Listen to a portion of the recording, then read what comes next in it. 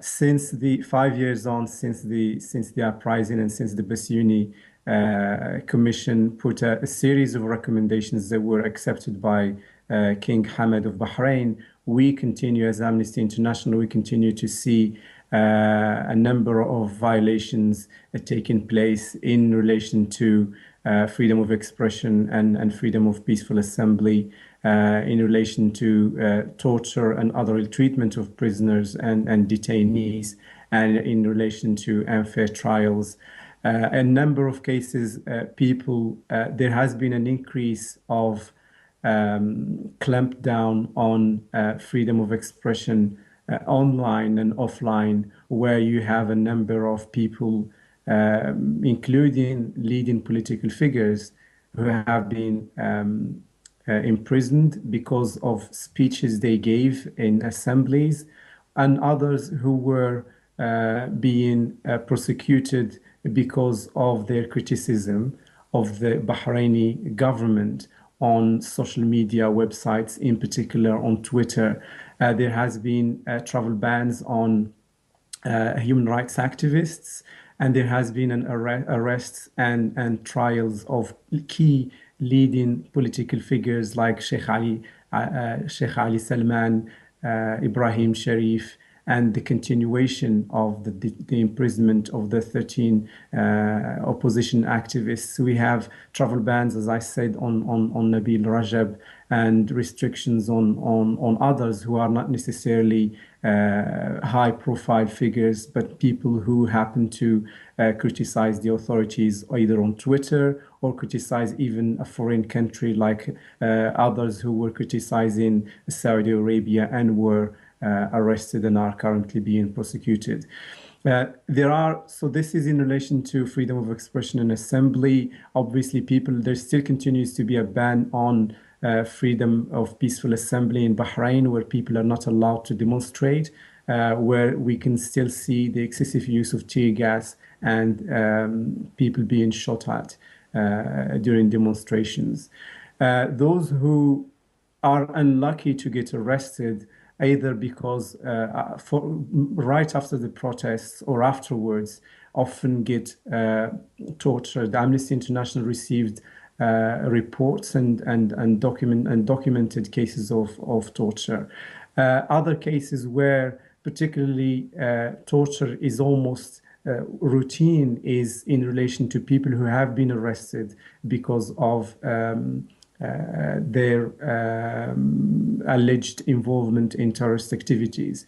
In these cases, under the new anti-terrorism legislation, these people can basically have no contact with the outside world for more than 28 days. During this period, those who come out of this after 28 days, they say that they have been tortured and otherwise ill-treated. And the torture includes beating with objects, electric shocks, threats of sexual assault on themselves or on their relatives.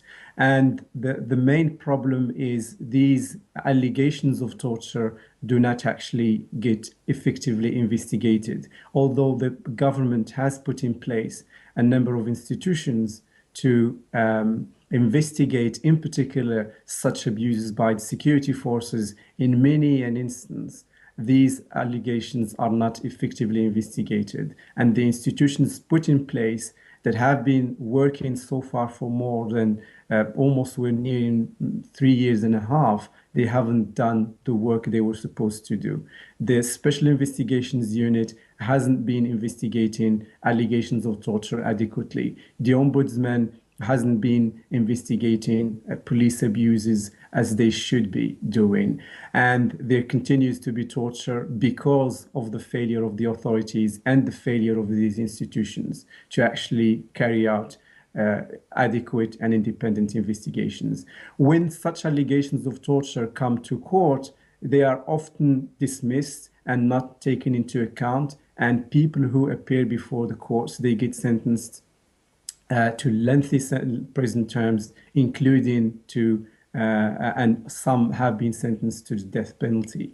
The recent cases is that of Muhammad Ramadan, a police officer who was arrested because he protested against the Bahraini authorities. He was in a demonstration and he was arrested and tortured and to confess that he committed terrorism activities and or terrorism acts, and he has been sentenced to death on the basis not of his own confession because he was tortured because he refused to confess and the torture, but on the confessions of someone else who was also tortured to confess that they have committed terrorism activity, terrorism acts, and they are now their sentence has been ratified and by the has been upheld by the Court of Cassation as mainly waiting ratification by the king. These are really serious developments in the country where the torture allegations get dismissed, where freedom of expression and freedom of peaceful assembly are not respected,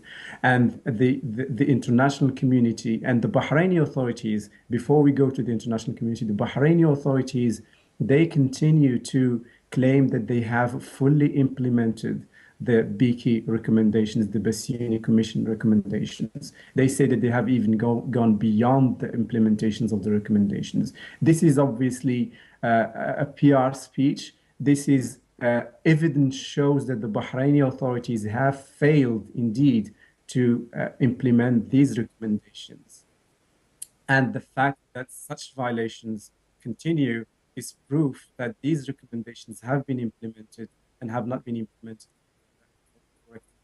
The international community, in particular, countries that have leverage with the Bahraini government, have not done what they were supposed to do. I'm here, I have in mind here the UK government.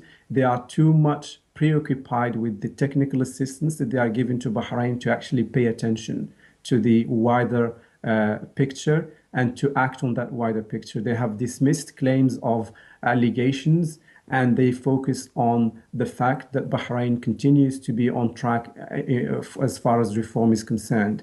The documentation by Amnesty International, by local and other international organizations clearly shows that the reform is far ahead and that the Bahraini government has still a lot to do in order to honor the promises and of the Bassiouni recommendations and to implement these recommendations. Without these, there's little really to hope for because we continue to see an increase in restrictive legislations and an increase in targeting offline and online activists, critics of the government, those who dare to speak and criticize the authorities. Without the such reforms, without the reform of without like the reform of the laws that restrict these freedoms, without the implementation of